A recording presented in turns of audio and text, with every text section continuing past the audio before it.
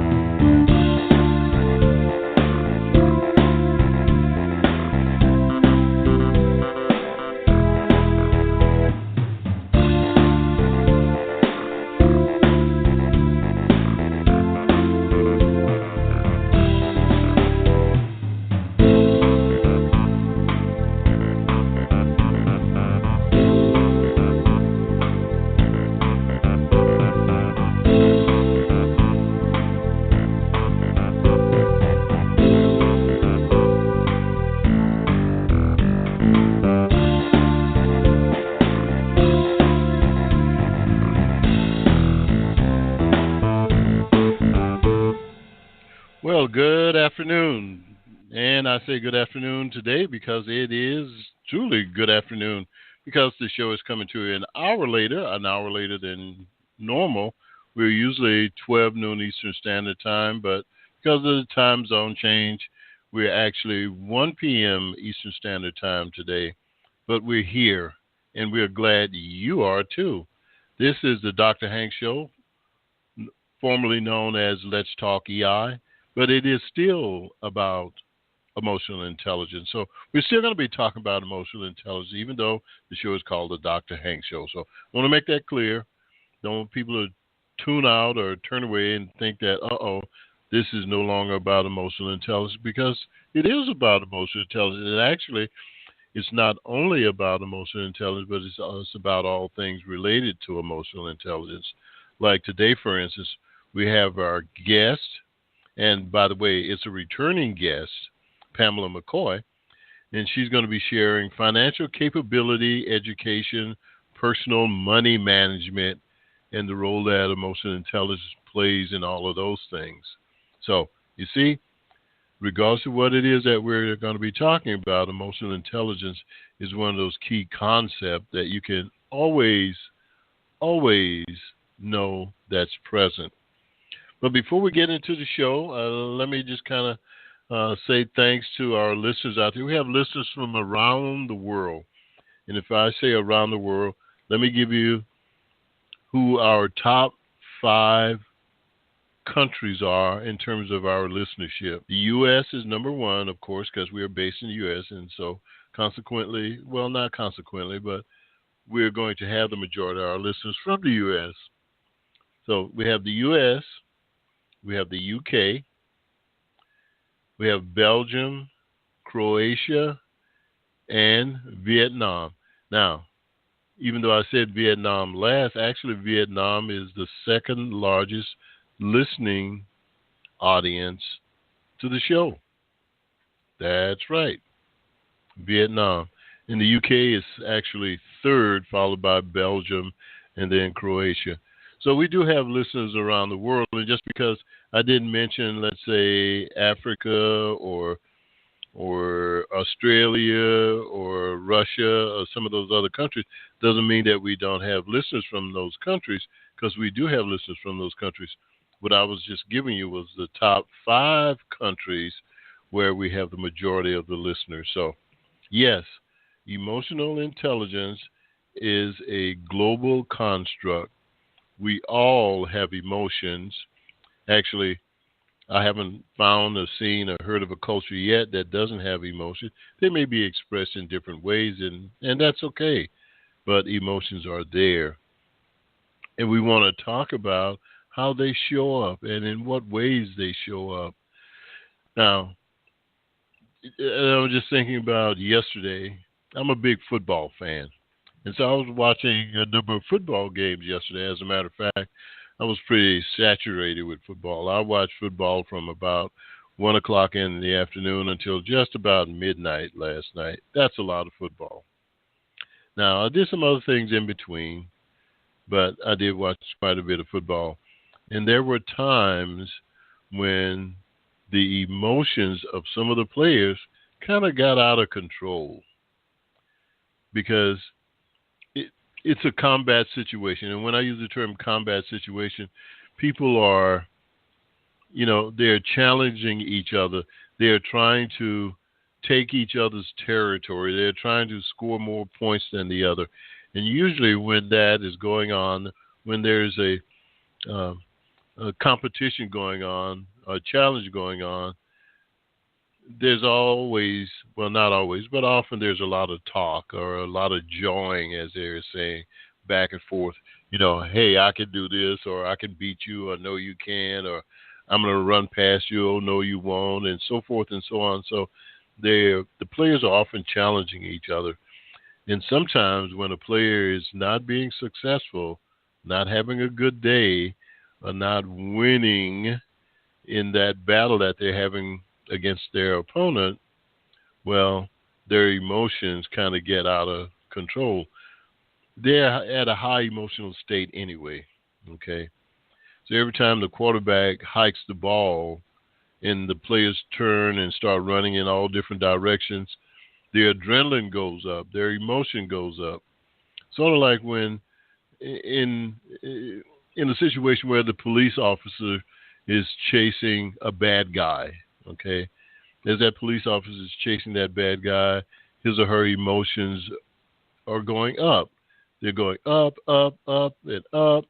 And then when they pull that person over, they are pretty sky high, as the saying goes. And so often when the person in the vehicle stops and whatever, the officer, his or her emotions are at such a high pitch, it doesn't take much for them to, as the saying goes, to go off.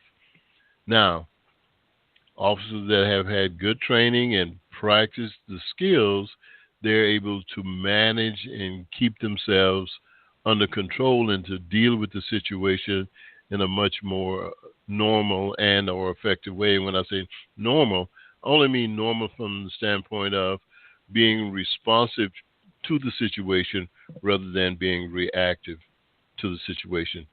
And so yesterday, some of the players were reacting to the situation in which they found themselves in rather than responding to the situation. Typically, when you respond, you're giving yourself a little space, a little time between whatever it is that happened and your response to that situation. If you just simply react, then you're not giving yourself a chance to kind of consider or think about or reflect on or even let whatever it was sort of digest, sort of calm down or whatever. Anyway, that was one of the things that was happening yesterday, and I thought, oh, wow, that would be such a great topic if I can get, either one of the players on or get one of the coaches on or get someone from the NFL, the National Football League, on just to kind of talk about how they manage or deal with emotions, during the game, because they say that the game is a very, very emotional game. They have to get, quote, up for the game, which means that they have to get themselves thinking and feeling and charged like they're going into battle. So they have to get up for the game. And sometimes they get too high, maybe, and are not able to kind of keep it at the peak that is a production peak, not an overreaction piece. Anyway, just something that came up yesterday.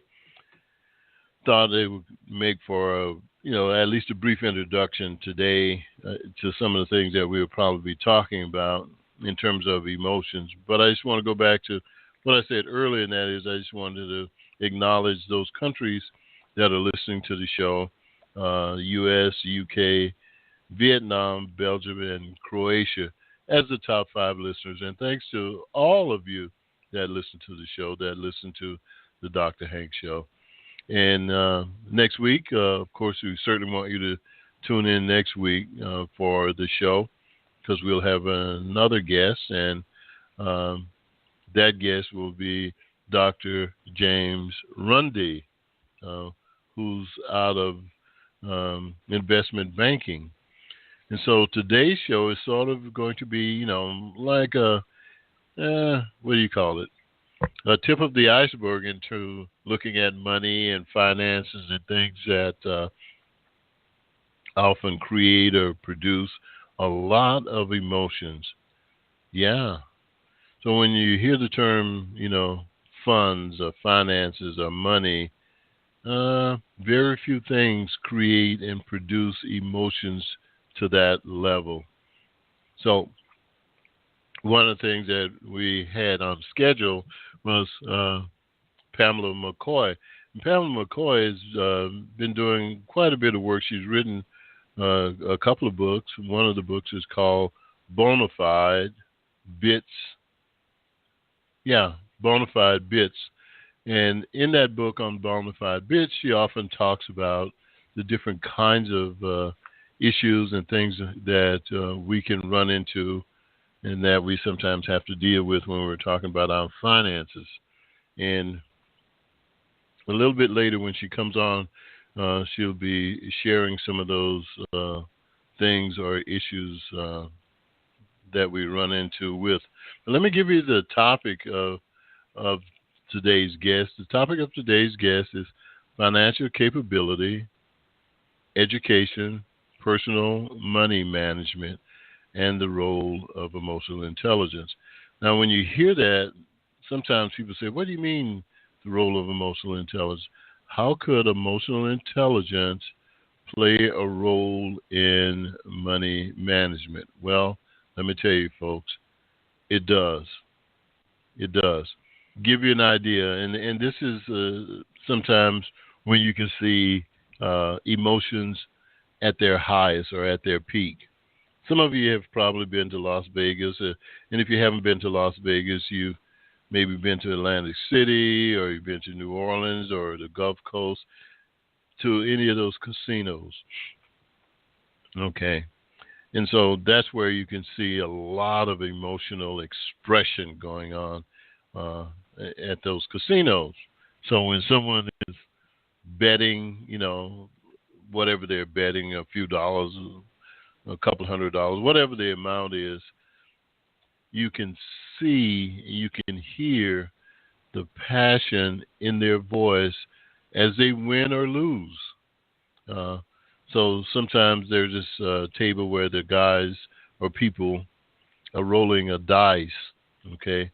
And they're rolling the dice to try and hit a number, either 7 or 11 or whatever the number is that they've thrown that they're trying to match or are now trying to reach.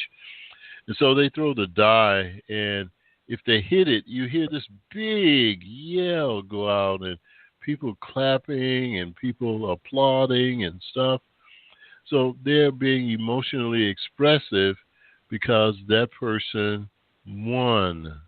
It's not only because they won, it's because that person won, quote, some money. Okay? Now, if that person had won some marbles or seashells or grains of rice or whatever, they probably would not have been as excited. But because it was money, it created even more excitement. Okay? Here's another. Blackjack. You see the people sitting there at the table, they're playing blackjack or something like that, and all of a sudden someone gets blackjack. Now, he or she may not make a lot of noise or whatever, but the body language is there, and how they react or how they respond with their body language will often give you a clue or help you to see how those emotions are being expressed through their body language. So again, it's how a person reacts to or reacts when money is involved. Now, later on, we might get into talking about this, and hopefully we do get a chance to talk about this. a little bit later. But think about it for a minute when someone is going shopping. Okay, someone is going shopping now. This starts off as a normal pace. No one is really hyped up or excited or overly excited or anything like this, but they're going shopping. Okay, so they go shopping, and when they go shopping, if there's a sale going on, you will find people are much, much more excitable because it's a sale, and it probably means that they're going to get more money or more product or more whatever it is that they're buying, more bang for the buck, as you sometimes hear, or more service for the dollar, or more materials for whatever they're spending. And so there's a great deal of excitement that goes with that. Okay. Move that one from going shopping when there's a sale, you're going shopping when there's not a sale. When there's not a sale, people are much more careful. They're much more, um, uh, they pay much more attention. They look at the price tags. They turn them over and over, the left to the right to the left, upside down. They check the merchandise really closely. Why? Because they want to get the most for their money. Their emotions are involved. Okay? They want to get the most or the best for their financial investment. So again, whether it's a sale or no sale, you can see the emotions that happen during that transaction. Take buying a car, same thing that happens. People kind of get really excited when they're going to go buy a car, but they want to kick the tires, they want to look under the hood, they look in the trunk, they look under the hood, whether they know what they're looking at or not. They want to look under the hood, they look in the glove box, under the seat, they move the seat forward and back, all of these things, because they want to get the best from their perspective, the way that they're thinking about it. They want to get the most for their money. They have a emotional investment in whatever it is that they're purchasing. So when we talk about finances and emotional intelligence, forget about the word intelligence and just think about the word emotion. Put a lot of emotion into a transaction. And if someone says they don't, well, I would argue with them and I would say they probably do. They put a lot of emotions into a financial transaction. And one of the biggest, one of the largest transactions that most people can make is that of buying a house. Okay? So if someone is going to buy a house, they make a major emotional investment into the buying of that house. Because when you're talking about having responsibility for something for 20 years or 30 years, you better have an emotional investment in it. And if you didn't have emotional investment in it, people would probably wonder why. Yeah. So when we're talking about making a financial investment, our emotions go hand in hand. And as a matter of fact, that's why we have financial advisors. That's why we have what we call money managers. That's a big business because we are probably not the best at managing our own money.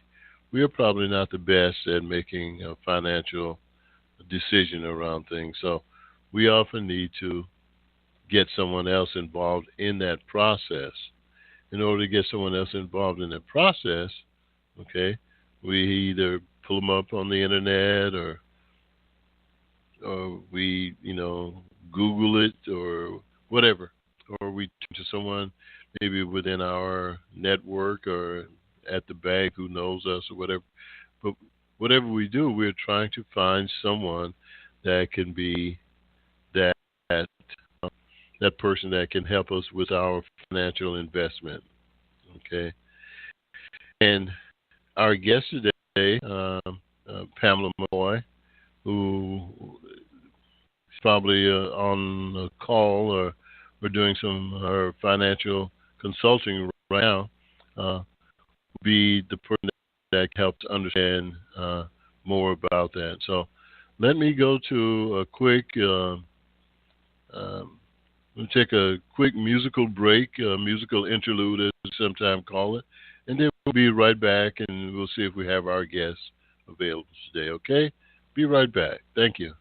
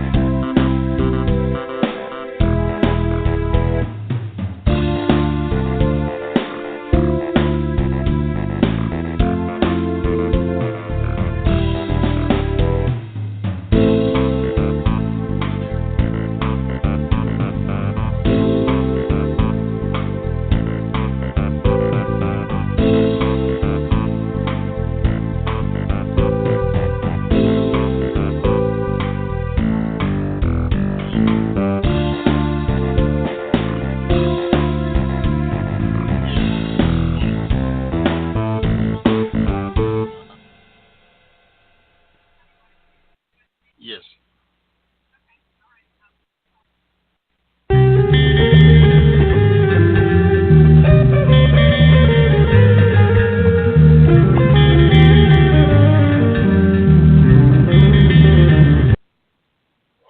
And I'm back. Thank you for being with us. And we're going to be on shortly with Pamela McCoy to talk about financial capability, education, personal money management, and the role of EI. Talk a little bit today with our show, 1,000 Pardons. As always, our intent is to bring you good information and timely information around the topic of emotional intelligence. And so we are going to be right back with some really great information shortly. So get your pen and paper ready. We're going to have our guests with us. And like I said at the beginning of the show, this is not the first time.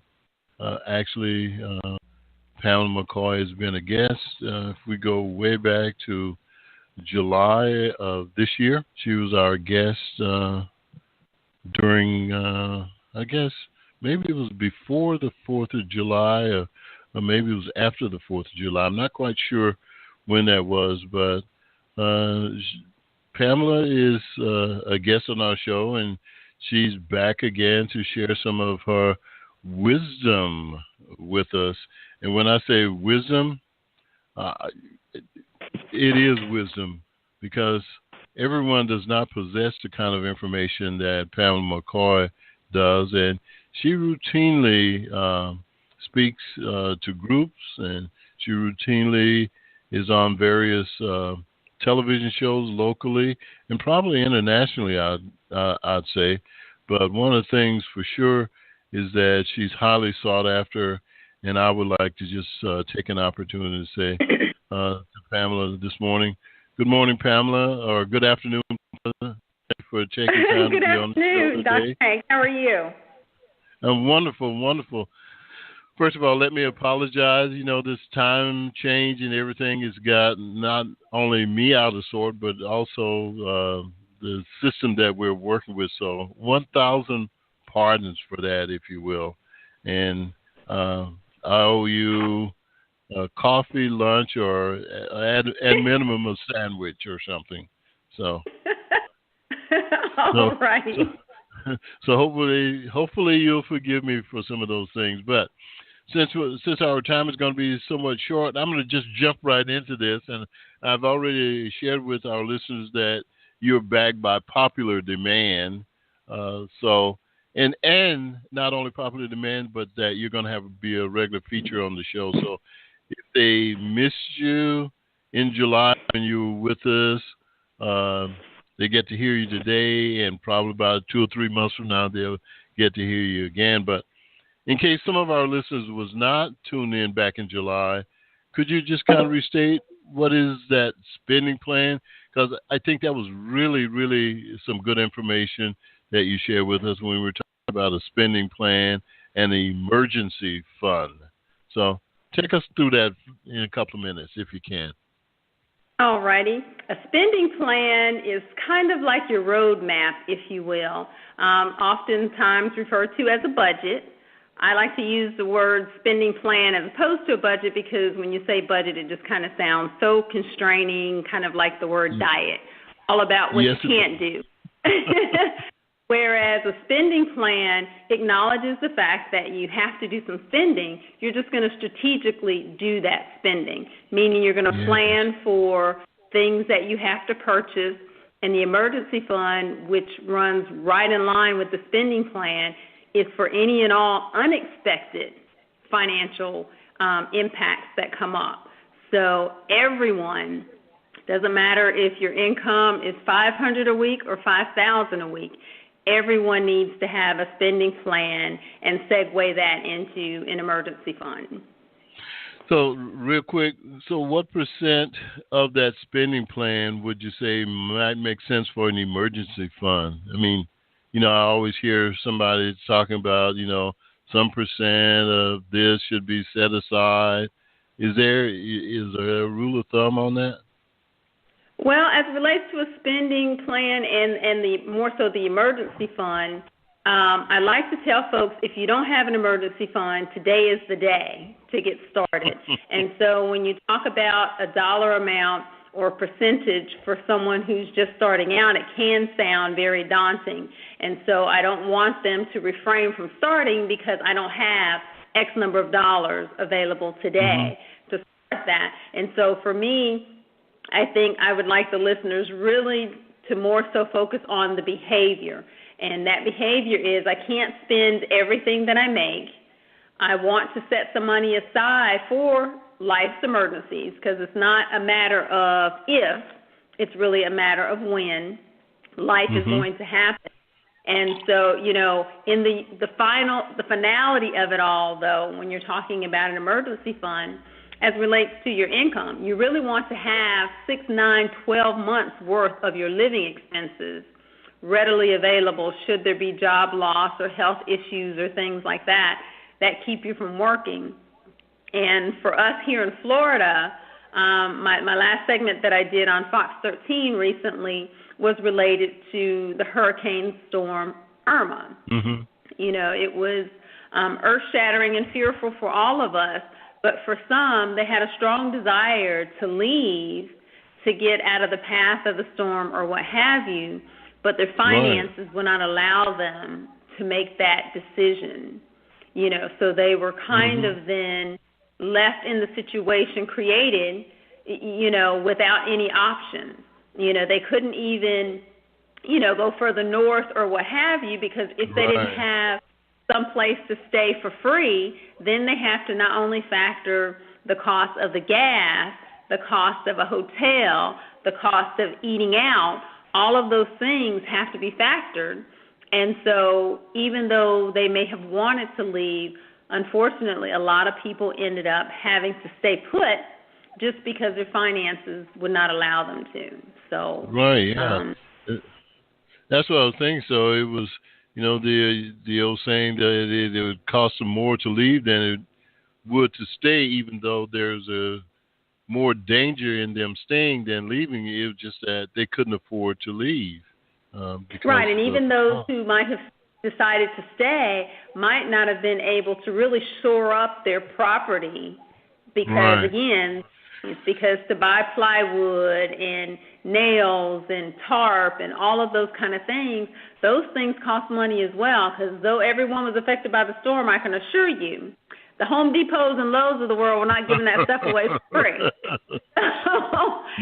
Though they were very important to the cause, they can't afford to give that stuff away, so it had to be purchased. And so if it wasn't in your budget, where does those funds come from to make those purchases? Right. Now, let's talk about this thing called needs and wants and desires. And, we're approaching the holiday season. We're actually into the holiday season. Just all you have to do is just kind of go into some of the stores and you see holiday stuff up already. So how does needs, wants, and desires factors into one's holiday spending? Well, again, that's one of those principles that is year-round, needs, wants, and desires, and assessing those, because those play a significant role in your money management skills and your abilities. And so I use the analogy of water because that applies to everyone. Water is something that our body absolutely needs. So there's no question about that. We need water to live. Yes. However, you might want to buy bottled water, to that end, a store brand bottle of water. That would fall in the category of I want to do that. Well, then you can even another notch, because they have some of that higher end designer water, if you will, the Perrier's of the world. All of those categories meet the need, but your budget will dictate which one you choose wisely, hopefully, based on your budget. Everyone can't afford to spend $6, $7, $8, $10 a case of water, Perrier, et cetera, versus even a store brand case of water costing maybe $3 or $4 a case, when you can get tap water for free. Yes. And so, again, the need is our body needs water, but how you meet that need is a choice that we make, and hopefully you're going to make the choice realistically based on your budget and basically not be water poor, meaning I have designer water, but I'm homeless, that kind of thing. Yes. But life is full of choices and decisions, but needs, wants, and desires, and so everyone really needs to kind of sit down and really make that assessment. And though I use the analogy of water, that's true for electronics. It's true for the car that you drive. It's true for the clothes that you wear. We need clothes on, but do we need to, shop at Neiman Marcus, or will picking something up at Walmart do? And again, it's not a place for anyone to judge. It's your choice as a consumer which one you purchase. But my goal is that decision is based on your spending plan, what you can actually afford. There's no need having, a St. John suit on, when you can't pay your rent. Right. Kind of. Now, what I'm also relating that to is, I'm going to say, emotional buying versus need buying, okay? Because sometimes those desires is more of an emotional buy, sort of like when we're at the market and we're just before we check out, we go through this little narrow aisle between the checkout counters, and they have what they call those impulse buys there, all that candy and stuff there. And we know we don't need that because we didn't have that on our grocery list and stuff like that. But our emotions get the best of us sometimes, and we get it anyway, Exactly. And so when you're talking about those needs versus wants and desires, and Walmart versus Neiman Marcus, and designer this versus designer that, Target has designer clothes these days. It's just a matter of what designer do you feel that you can be satisfied with. And so I'm right there with you in terms of understanding how to, sort through those emotions and get to the need. And if that need satisfies the emotion, that's what you do versus, it has to be that overwhelming emotion that needs to be satisfied. Anyway, we're getting information from you, Pamela, and thank you again very much for that. But I want to talk about Bonafide Bits. Now, is that a book you did, Bonafide Bits? My book, absolutely. It's called Bonafide Bits, and the subtitle is Where Inspiration and Intellect Collide with Your Finances. It's a quick, easy read, only 69 pages, and just a side note, makes an excellent holiday gift and currently has free shipping and handling.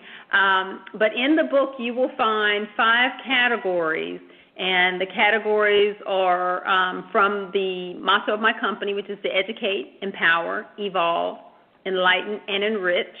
And within those categories, there will be an inspiration, and from that inspiration, it will give you a life application as well as a financial application of that inspiration. And, kind of tapping back a little bit on the needs, wants, and desires and the holiday that are approaching us. I want the listeners to really kind of take a moment to pause and not get caught up, as you were stating, that emotional purchasing. I think, unfortunately, we so often lose sight of the reason for the season, so to speak. And the holiday season wasn't designed to be this stressful, high anxiety kind of season in our life, and so overwhelming, and then you get in a situation of overspending, and then you're dealing with that for the next 12 months until the next holiday season and all of that, so the listeners, hopefully, they started saving for this holiday immediately following last holiday, but if not, today is a good day to get started, and in thinking of, one, writing it down. Who are you going to make purchases for? And keeping in mind, it's really not about the gift, the cost of the gift. It really shouldn't be. It should be about the thoughtfulness. And with that in mind, it doesn't always mean making a purchase.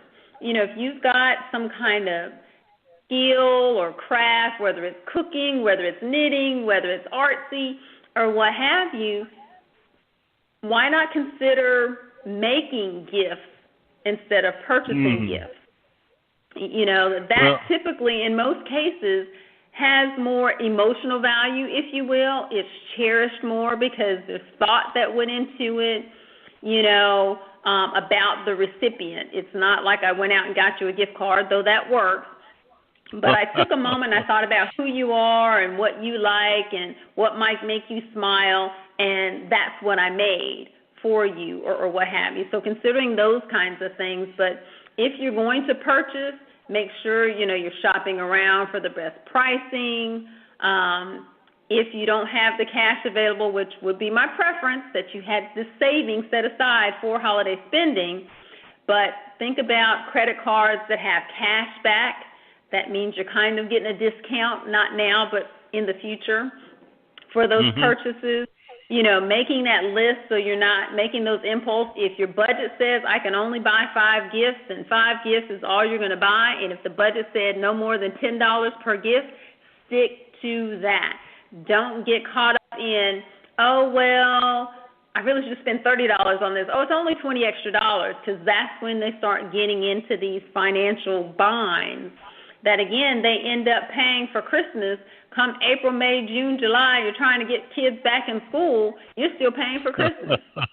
Why? Because we lost our focus on the reason for the season, and it's not about who can spend the most money or trying to keep up with the Joneses because they buy everyone in their family $500 gifts, so I've got to spend $500. Well, again, looking at your budget and their budget could be 2 entirely different things, or it could be that now you're trying to keep up with that, and the reality is they'll be from Christmas to Christmas paying for Christmas because they, too, could not afford $500 gifts. So, right. And you mentioned that, and what comes to mind, and I know everyone probably does not watch the Frasier show, and it's an old television show, But there was this episode. It was a holiday episode, and Frasier and his brother Niles, they were doing this one-upsman on each other, where each tried to buy their dad a more expensive gift for Christmas. You know, it started off with maybe a pair of slippers, and it went from a pair of slippers to a pair of pants, and it went from a pair of pants to a suit, and and every time one saw that the other one had outdone the other, they would then run back to the store and get something. That often happens in families too, or with friends and stuff, where when one friend buys another friend something, they go, "Oh gosh, I better get this." Or if they get you something, you say, "Oh geez, they spent $30 on this. I better go get something that is equal to or slightly more than, for them." And you keep going back and forth. And like you said, in April or May of next year, when it's time to pay those things off, all of a sudden we're not feeling as excited about that as we were when we were, in Neiman Marcus or wherever we were when we were making those initial purchases. But that really $30 gift, when it's all said and done, you might have paid $150 for the gift with all the interest fees on that item. When you couldn't afford the $30, then certainly you can't afford the $150. That is very, very true. Now, when you're talking about this shopping thing, how early should we start to prepare for this holiday spending? Just if there's a rule of thumb, what do you think?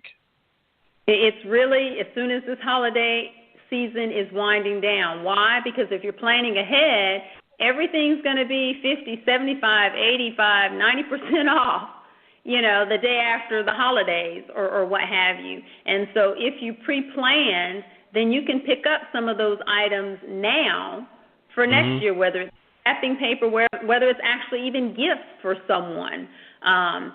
Now is the time to go ahead and purchase that gift. But again, you have to have planned for it, to have the funding for it to do that. And so it's always about planning. And just a quick quote from one of my, page 32 of my book, when it kind of falls right into that, the best thing about the past is that it'll show you not to bring into your future. So if you were that Christmas shopper who's paying for it June, July of the following year, always focus on the front windshield and not the rear view mirror. And that's a quote from Colin Powell. That just kind of means you got to be looking forward. You can't drive a car, looking in the rear view mirror. And so the life application for that inspiration is, as I journey through this process called life, there are experiences I should choose to leave behind. I should learn the lesson and leave it. I remind myself that if I stay focused on the past, it hinders me from my future. Additionally, if I continue to hold on to something negative from my past, I will not free up that space to be occupied by something positive. And so then the financial application would be, I tell each of my clients that the only value in visiting the past financial woes, or they're not as stellar financial decisions, as well as their adverse impacts they learn to the lesson, then let it go. We must learn from our history, or we'll be destined to repeat its mistakes. However, after that, your new financial mindset needs to be this day forward. Stated another way, progress is in the process, always involves risk.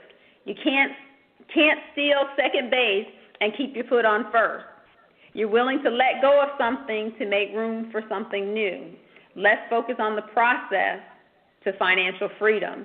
And all that, again, going back to this holiday spending, if you were that person, you don't have to continue to be that person. You can choose today that this holiday season is going to be different. When the holiday is over, it's going to be over financially as well, meaning if I don't have it in my budget, I'm going to bake you a batch of cookies and give you a great big hug, because that's what's in my budget. But come January 1st, 2nd, 3rd, and 4th, you're going to be resting a whole lot better. Why? Because when the holiday is over, the holiday is over. It is over. You're absolutely right about that. Now, we often, talk about things like, financial investors and money management and people who have a group of people or a target audience in mind for the messages that they deliver or for the books that they write or for the classes that they teach. Do you have a target audience? My target audience really is any individual or group or entity that has constituents that's really genuinely concerned about their well-being. It is no different. Your financial well-being is no different than your physical well-being in that you have to be prepared, in that you have maintenance things that you do to prevent major things from happening, i.e. health insurance. That's the purpose of having it. If you go and get your check or what have you, you don't get grossly ill is the intention. When you take your car in for your oil change and your tires to be rotated, it is hopefully to prevent you from having to buy an engine. And so your finances really are no different. Knowledge is not power. It is applied knowledge that is power. And so, it's my mission to give my participants, my individuals, as well as groups, the tools that they need to fuel their financial potential. And, everybody has some level of financial education, and that's why I refer to it as financial capability education, because everybody has some kind of capability. It's just a matter of improving on where you are. And all of us can improve. And so, it's my goal, my desire, my purpose, my passion is that each individual has that knowledge and applies it to their finances daily so that they can be financially free.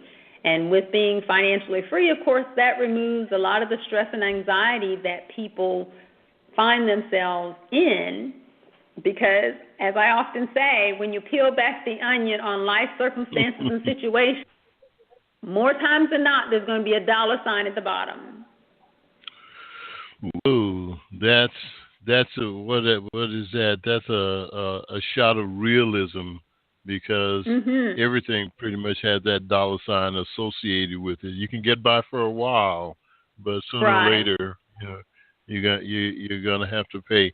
Now, one of the things that we often do on the show, and of course you know this, and that is I always want people to be able to contact our guests, because, hey, I don't have the information. It's the information that our guest had that was sharing it with us. So what's a good way for someone to reach you to get more info? My website is www.bonafidecc.com. That's B as in boy, O as in October, N as in Nancy, A as in apple, the number 5, D as in dog, C as in cat, C as in cat.com. And on my website, of course, would be my email address as well as my phone number for them to reach out to me with questions that they have, or if they're interested in a consultation or having Bonafide come in and do a workshop or a seminar for any group. It doesn't matter large or small or what have you. We're available to do those workshops and seminars. Okay, great. And part 2 of this is that, we'd like for our listeners to be able to have access to something, a takeaway or a gift or access to some additional information. So what do you have for us, or what do you have for them? Oh, maybe I'm going to include myself. What do you have for us? What I have for you guys? Well, today's your lucky day. Okay. If they reach out to me, I can send them a packet of some basic budgeting information. It's about 11 pages. I will send that to them electronically. They just need to reach out to me and request that information. But in addition to that, on my website, they will also find my book as well as 2 T-shirts. And so if anyone orders 2 items, whether it be 2 books or a book and a T-shirt or 2 T-shirts or what have you, I will also give them a $50 discount voucher for a one-on-one consultation, and that'll be good for 30 days, meaning it expires on December the 6th. If they order 1 item, again, whether that's just a book or just a T-shirt or what have you, they will get a $25 discount on a consultation.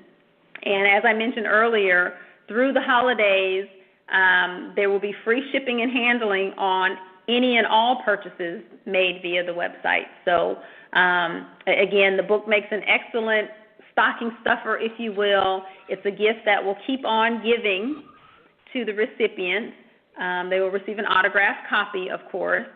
And, looking forward to really being able to provide the knowledge that the individual, the tools that they need to fuel their financial potential, and that comes through gaining knowledge and then applying that knowledge for themselves, as well as that generational transfer. So hoping the listeners will take a moment to go to the website. They'll also find some of my segments from various media outlets, some radio, some television.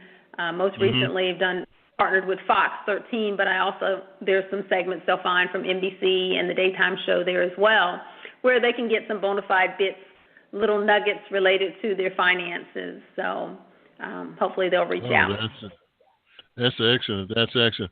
Now, hopefully you don't have to divulge too much information in this one, but you mentioned, a consultation.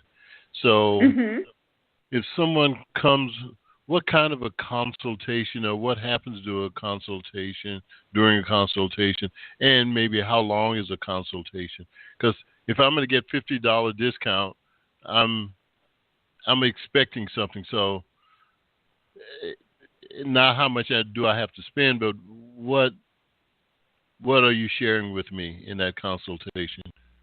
In the initial consultation, and most of my clients only need the initial consultation. I have a few that have, needed a series, if you will.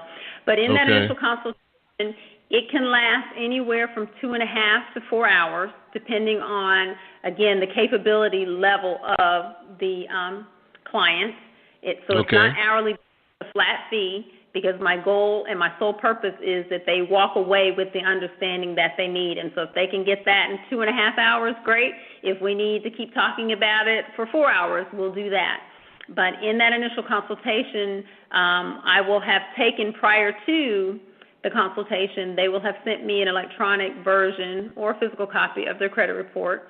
I'll take that credit report and lay it out in an Excel spreadsheet, which is user-friendly for the consumer, and that actually will be our working document, if you will. And so based on, my initial conversation with the client, based on the information I find in their credit report, and based on their questionnaire where they're talking about their goals that they'd like to accomplish, I will create an action plan for them to accomplish. And so, again, I also tell my clients at the onset when we're having the conversation prior to the consultation, you can't keep doing what you were doing and get something different out of it. So, before they spend the money for the consultation, they need to be ready mentally to put in the work. To do something I different. can't do the work for them. And so the point of the action plan, and the action plan will get you where you want to be. Confident of that. I have over 25 years plus experience that I can get you where you want to go. But in action, fantastic. 2 words. My part of that is the plan. Their part of that is the action. So without no action is just words on a piece of paper and have zero value, but that's not a reflection on what it is that Bonafide Credit Consultants is offering. That's a reflection on the individual not really being prepared mentally to put in the work. So, it's not my goal to just take their money. I'm providing a service, and so I do have to charge a fee. but it's not my goal, and that's why I say, don't reach out for the consultation until you're ready to put in the work, because that's going to mean sacrifices. It's going to mean I can't eat out every weekend. I can't go to every concert. I can't have the flyest and the latest gear, technology, or what have you.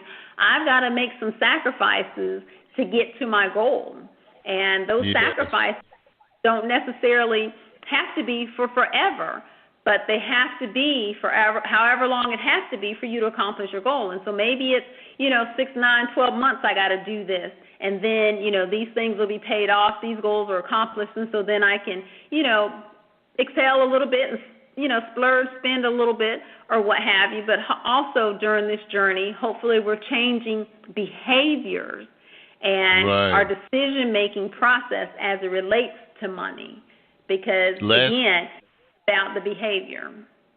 Last quick question, be yes or no or maybe so. Do you deal with the elderly, because often they're on fixed incomes, but they don't necessarily always have good money management skills? So do you work with that group as well? I do. I work from teens to young adults to seniors, absolutely. That is fantastic.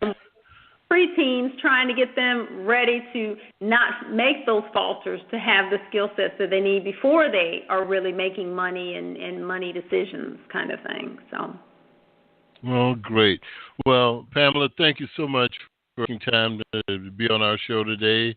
Sorry about the hiccups that we had earlier, but let me say thank you. And, of course, the invitation is always open, so just let me know when you're ready for a return visit. We'll get you booked, and we'll take care of that. But thank you for sharing your knowledge and expertise. And listeners, please take her up on that. She's offering some consultations or some discounts on consultations there. And I like what I hear, so you might have to add me to that list of people that you're doing consultations with, okay? Sounds good. And they don't have to be though I'm located in Florida, they don't have to be here in Florida. Technology allows me to have clients all over the U.S. and international, so let that not be the issue. That's great. That's good to know, because as I was sharing with the earlier, we do have clients sort of all over the world, so you never know where, the next client may come from. So, again, thanks so much. Look forward to hearing and talking to you again soon, Pamela. Thank you. All righty. Thank you, Dr. Hank. This is Dr. Hank, and you've been listening to The Dr. Hank Show. And our guest today was Pamela McCoy. And, well, you heard some of the things that she was talking about, how important it is to be able to manage your funds and manage them from an emotional standpoint where your emotions don't get in the way, that you use your logic or reasons to make good decisions and things like that. But anyway, thank you for being part of the show today. Really appreciate that. Look forward to you being back next week when our guest will be Dr. James Runde, who is an investment advisor with one of the larger financial institutions. I'm sure he'll have some, great information for us. So don't be a stranger. If you have some thoughts, some ideas, some questions about the show, or about a guest that you'd like to have on the show or see on the show, or if you'd like to be a guest on the show, hey, send me an email. Send that email to Dr. Hank at the Dr. Hank Show at gmail.com. Just email the Dr. Hank Show at gmail.com. I'll pick it up and I'll get right back to you. So this is Dr. Hank saying thanks for being with us today. Look forward to being with you again next week. Bye now.